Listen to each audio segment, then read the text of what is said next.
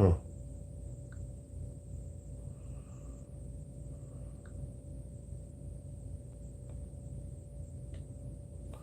Oh, that was weird. That was totally weird. Okay, so welcome to the Dutchman's Woodshop. Okay, first thing is it's Bears Day today. It's Sunday, November 23rd, I think. Go Bears! Go Bears! Anyway, can't do it. Even I've lived here long enough and I still don't have the accent. Yeah. I still have to fire do gnarly waves. Anyway, what I want to talk about today, really quick, it's the holiday season. It's come upon us really quick this year, at least for me. The older you get, the faster it comes on. So, what I want to talk about is really quick. All right, what are you guys going to do for what's your present plans for Christmas? I'm one of those, I like to do DIY stuff for Christmas. DIY. DIY. Anyway, the whole idea is to start something and that you built yourself to give to your husband, your wife, your mom or dad, your brother, sister, your kids, whatever. Do it from you because it always comes when it comes from you, it's coming from the heart, and that means more than going to the store and buying stuff. All right, and God knows it's going to be expensive this year. Um, First things that I've done. All right, now the boss lady is at a she's down in Sycamore, Illinois. She's at a Christmas fest selling her glassware. So if you're in the Fox Valley area, it's about a half-hour drive from St. Charles, Geneva, Batavia, Elgin, South Elgin, Aurora, Sugar Grove. Just go straight out, and everybody knows where. You just look for the Blooming Gardens. You have to go there. There's a lot of great vendors. There's a lot of vendors there selling a lot of unique gifts.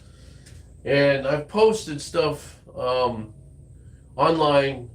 Unfortunately, I didn't get a chance to put them on here yet. I will after I get off. But a couple of things I want to show you that I've done of late. All right, so this one here is going to be, this is a yellow ash bowl. Now, it wasn't perfect, but it wasn't, it's not going into burn heap, the burn pile. I kind of liked the way the grain was. There was some issues with the grain, but I mean, I stated this actually stained a gunstock color, so it turned out really nice. And that's going for about $30. It's really, and I sealed it. Actually, I sealed it with like a butcher block sealer, but it's kind of like an osmosis thing. It's for, you can put food in there and stuff. I wouldn't put liquid in there. If you ever use any of my stuff for eating salads and stuff, I didn't make them for food, and you can, but the thing about wood products, I can tell you right off the bat, you don't want to get them wet. You get them wet when you clean them off. They can't stay wet because it inhibits, even though you're sealing it, you still can have mold. Okay, so that's one thing. Okay, so it is a Christmas season. This one here is actually $30 if anybody wants a yellow ash. All right. Now, this is some of the stuff I specialize in. All right. And it's, I got to stop saying all right. This is actually a snowman I make. Now, my snowmen are different than a lot of other people. And I get a lot of people telling me to make them like this. I could make them just the same way, straight up and down. There's a lady out there, a girl that I know, Holly Denny. She does a great job with hers. She makes all kinds of stuff out of her snowman all year round. So she's a great turner. You want to check her out too. I'm also a turner, so. But this is one of those snowmen, and what's kind of cool is I do different ones, so I've got different styles. I made stuff as tall as 16, 17 inches tall. People would want them for decorations on a rental. It's really kind of cool. So this one here is, I think it's, what did I put in? Walnut, and it's $16 for this. Now the difference is I've got a little of this poofy stuff. The boss did this, and she also does this. She does the glass beads, and she actually does fused glass. That's what she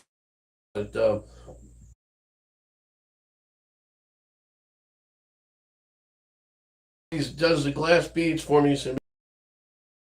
So sometimes there'll be more, depending on how big a snowman I make. So this is the latest one I made. So this is the Christmas tree I made. Now this one was segmented. It was some wood I had laying around. I said, might as well try and turn this and see if this will make a good a Christmas tree, and it did. I kind of like this. It has a couple of coats of polyurethane on it, but I don't like to get carried away with it. I always want to sand finish because I think it's, if I get if it gets too glossy, it looks too gaudy. So this one here is $20. I did the star too. I did use the core wood, a coal wood type of wood from Hawaii, and I just kind of made this oddball shaped star to add a little poof to it. So that's kind of the stuff I want. But I'm working on this one here. This one's kind of punky. When I say punky, it's got a lot of pits in here.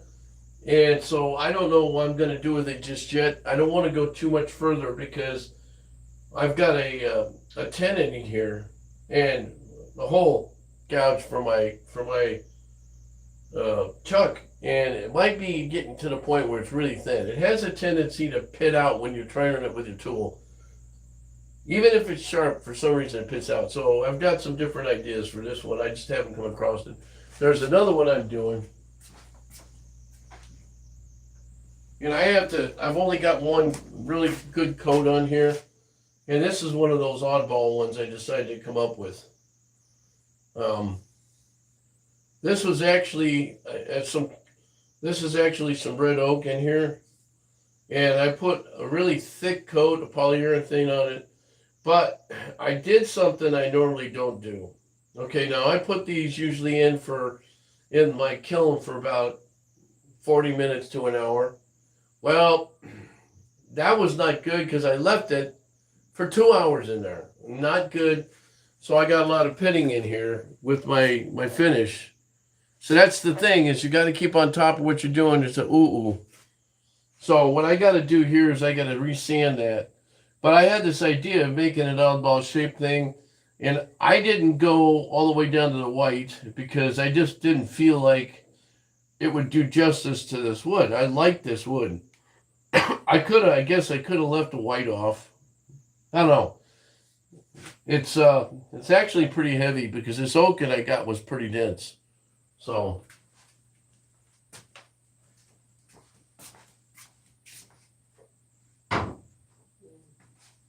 what? Okay, here's something I got from the past. This is one thing that I've had around for most of my life, since I was a teenager. Wood Shop 101. I think this is one of the first things I made in wood shop. And I'm in a process of actually trying to sand it down. I'm going to refinish this. And you can see some of the imperfections in here.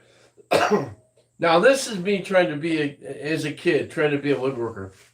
But I thought this is a good project for kids to do. So what I thought about doing, I was going to I have plenty of wood around here, so I can make up a bunch of kits. This would be a good project for Boy Scouts, or even Girl Scouts, or Cub Scouts, 4-H, anything, We're lacking in a lot of these trade schools here.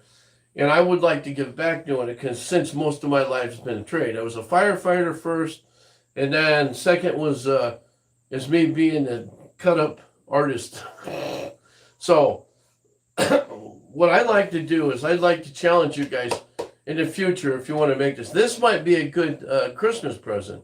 So the idea today is to come up with something. It's like I said, 4 days before Thanksgiving.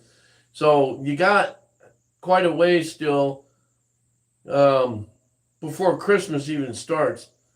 So if you want to, you should make something. It doesn't take long. If you turn or make a couple of snowmen and Christmas trees or make, ornaments, I'm going to attempt to make an ornament here soon. So I'll videotape it. I haven't been on the Dutchman's Wood Shack for a while because I've been spending it all over on the train side.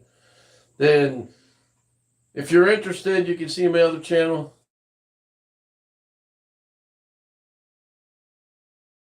That's Jeff's Engaged Trains, and that's where I have my layout for a while. Okay, so I haven't been feeling well lately, so I have a lot of issues going on, and I got to the point where I got to do something. I'm a little out of breath too, so, but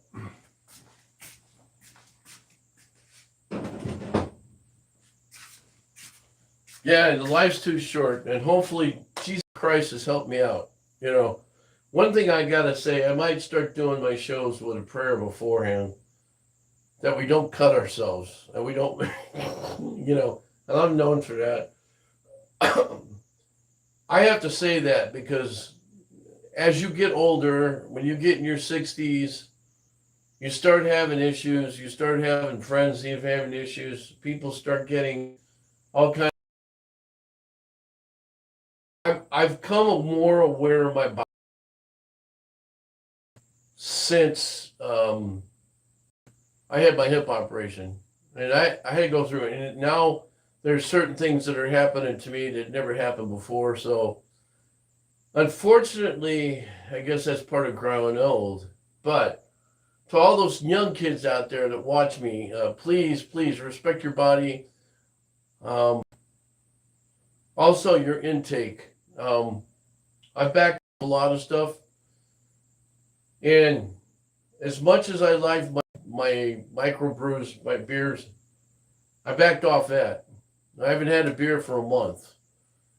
And am I an alcoholic? No. I can take it or leave it. And the same thing is I got to back off coffee. See, this is the reason I'm saying this is because if you read up on all the things that your body is telling you you shouldn't have, it affects so many things in your body, it's ridiculous. And when you're running something like this, you want to be physically able. I love what I'm doing. God gave me these hands to do with. This is what I do for my life and my living. It isn't here. My brain isn't. I mean, I was not that good in high school when it came to math, and I was probably a C plus, maybe. I mean, I got through. Luckily, I got through. The biggest hurdle is when I went into Forest Service and worked on a fire truck. Hydraulics were a must.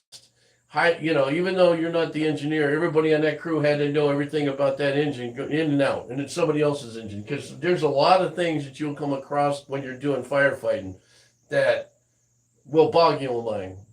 But anyway, get back to this stuff. I wanted to challenge you guys to see if you can make something. Challenge yourself to see if you can make something for your family instead of buying it. Today, the way things are going in corporate America, they overcharge everybody anyway. So, and besides, it comes better from the heart from if you do it than if they do it from China or wherever, So I'm gonna let you guys go because I got to make a run. Again, if you're in area like if you're in St. Charles, Batavia, Geneva, St. Charles, Sugar Grove, if you're in the Foxville area, head west for about a half an hour. You'll come to Sycamore. You'll come to Blooming Gardens, and you'll see they've got a great show going on right now. It's on till 2. You got to see that. And my wife's got this great. She's the artist in the family, not me. I just make sawdust. So with that note, I want to say, you got Sunday. It's God's day. Remember, give thanks, and God bless you guys. God bless America. and enjoy the day. Here in Illinois, it's a beautiful day. In a neighborhood, it's a beautiful day. I should start my programs on that. I'm going to get my act together and do more of this stuff. I love woodworking. The problem is I got too many things. And please pray for for my friends, please. A lot of people are sick. Pray for everybody around the world. And pray that we all get better, that we finish out 2025 with a bang, and we go into 26 like a brand new kid. God bless. Thanks for watching the Dutchman's Shack.